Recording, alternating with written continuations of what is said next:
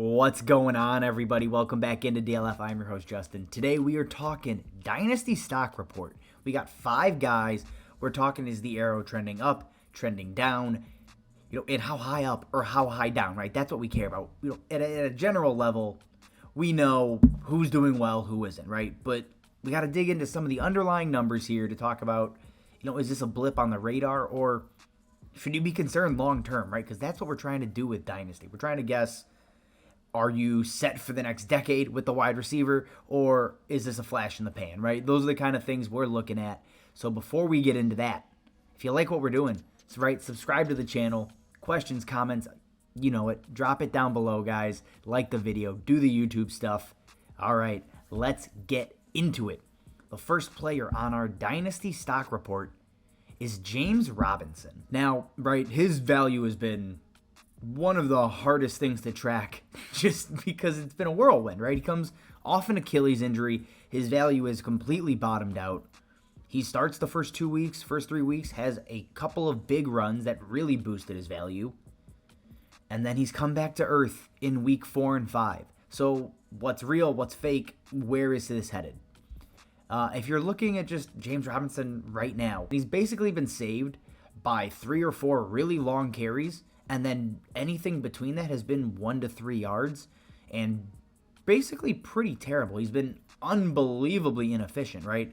If you just look at what he's done over the last 2 weeks, 20 touches for 68 yards. You're looking at under 3.5 yards a touch, right? That includes 2 receptions where he has space to work. He doesn't have the speed, and right, he was never really an athletic back to begin with, but he just looks slower than before. And now, right, if you look at the last couple of weeks, Travis Etienne he's coming on, right? Again, this week puts up over 70 yards on the ground, looks great doing it. For just a comparison, right? James Robinson, 10 carries, 27 yards. Travis Etienne, 10 carries for 71 yards. These are the type of things the Jags coaching staff has started to notice, and because of that, Etienne has more snaps, more touches, more opportunities, more yards, more points, everything over the last 2 weeks. He is getting more and more involved because he's just been more explosive more consistently, right? He's not breaking one big run a game. It's multiple carries over 10 yards, multiple receptions going for 15 plus. He has been great. And that is, just objectively bad news for James Robinson. He's playing less, he's producing less, and he's not breaking big runs. So his value is starting to fall, and it's falling quickly in my eyes, right? People want Etienne to be the guy. I want Etienne to be the guy. So all of us, myself included, and you can say it's premature, are crowning Etienne, right, the guy. And Robinson just looks to be like a running back coming back from an Achilles injury, right? He can't help that. That's just a fact. Akers is seeing the same thing. They've basically been the same guy outside of a couple of long carries. So Robinson, the value is tanking, and it's tanking quickly. He's the guy I want off my rosters. Just if Addison can put like a big arrow all the way across the screen, like he's going down. Like that's where James Robinson is headed in my eyes. Next back on the list, we're going to switch it up, right? We're going to talk Breece Hall. And this one, I just want to talk about how high he is rising. For a lot of people, especially on Twitter, where we jump the gun on everything, right? Breece Hall was a top 10 dynasty back coming into the season. There will be people after this year that rank Breece Hall as their RB1 in Dynasty. He has a case. He really does, right? What he has been doing, basically, he's become an elite receiving back, 100 receiving yards in week 5 on 2 receptions, right? There's a busted coverage, but still. And then he's looking at 20-plus opportunities in back-to-back weeks. It took him 3 weeks to essentially discard of Michael Carter from a touch standpoint, right? Carter still vultured 2 touchdowns in week 5. But I don't care, right? Breece Hall has looked the part. He has looked like an elite running back, and I don't really think there's any turning back. I don't see a world where all of a sudden he's not explosive. He's not a great athlete. He's not a great receiver. That is all here to stay, and Breece Hall is here to stay.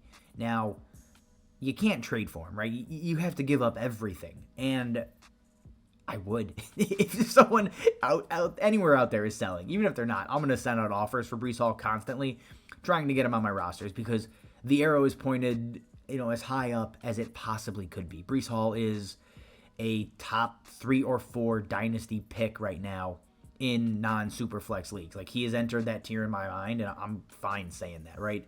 In reality, he probably settles in right now as the RB2 or 3, depending on what you think of DeAndre Swift, and just behind JT. And I don't see him dropping in those rankings anytime soon. Breece Hall's the dude. He's legit. He is the man. Like, there's no other way to put this.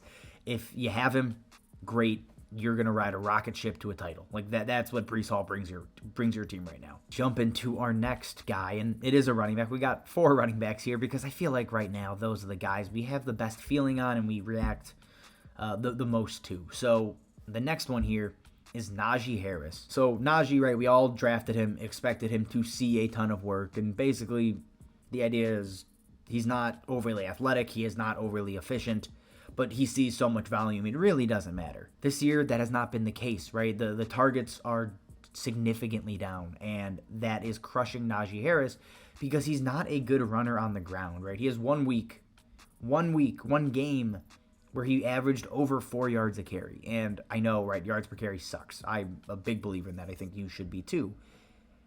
But still, right, you're looking at a guy, 2.3, 3.2, 3.7, wow.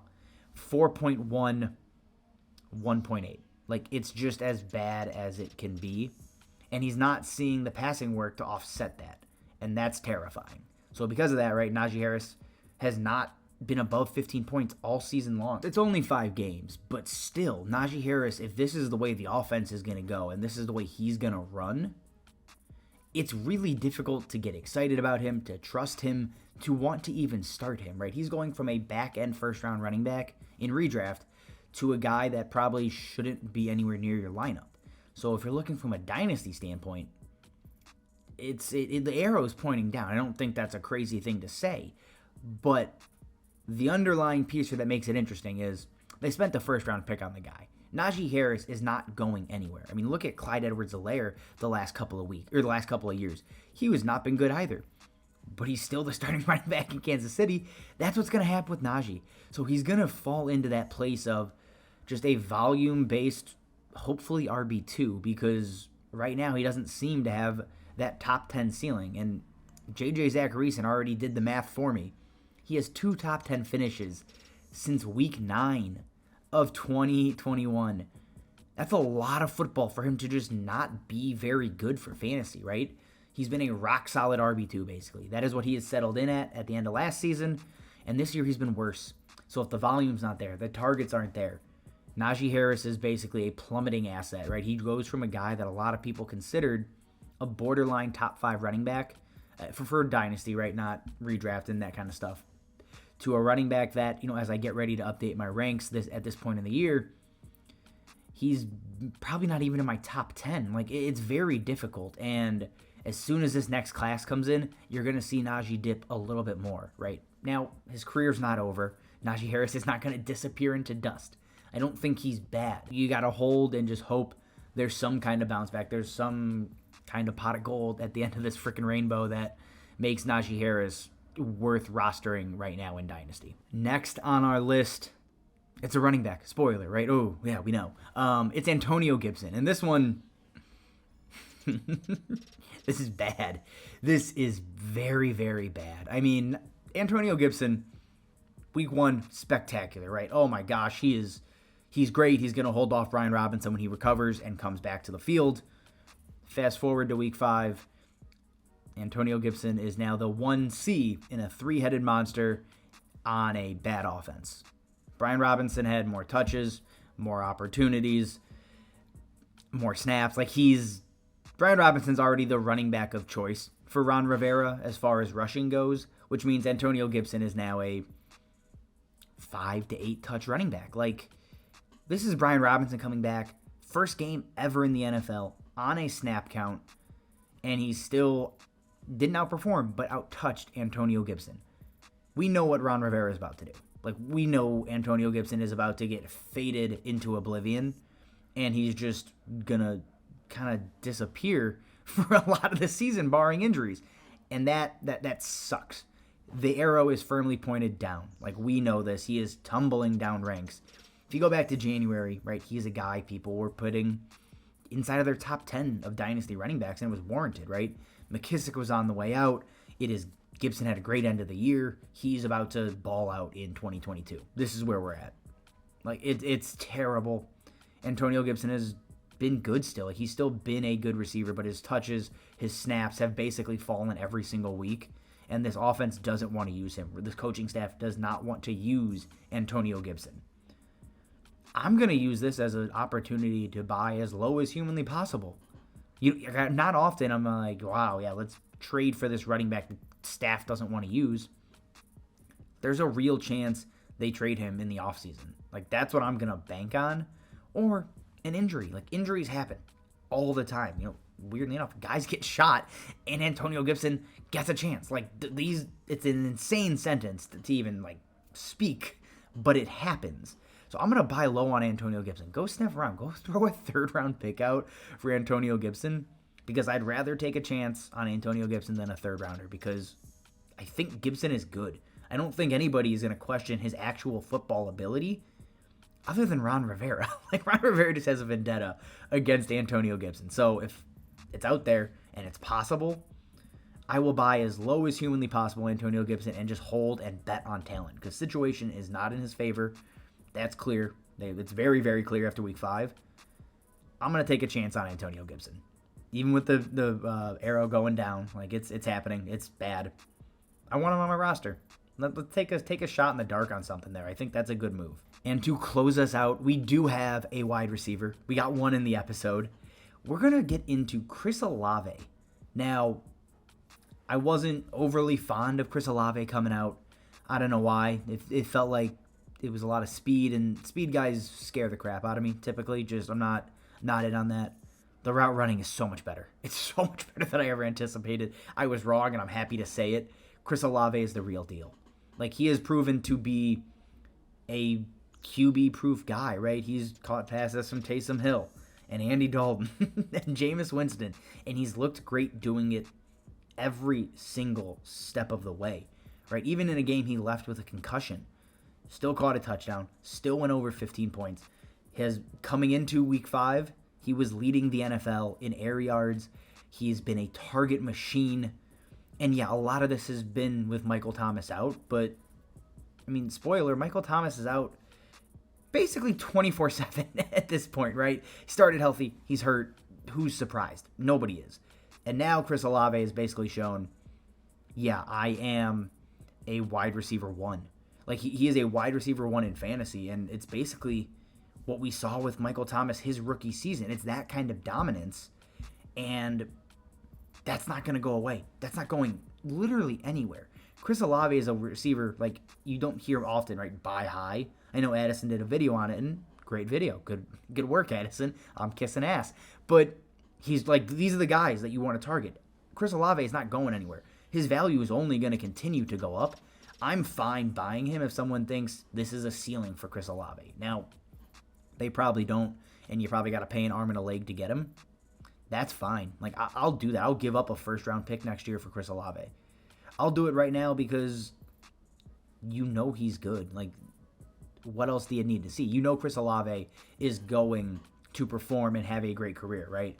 That type of air yard share, that type of target share as a rookie is absolutely ridiculous. So go pay up for Chris Olave.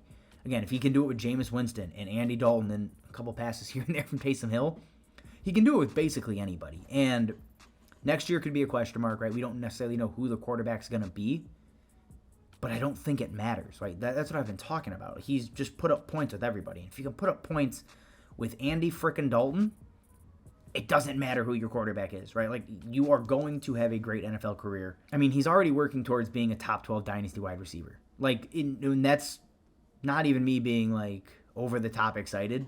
He has proven the type of usage, the type of, again, the volume, the air yards, the targets he receives are the type of targets I want for a rookie wide receiver.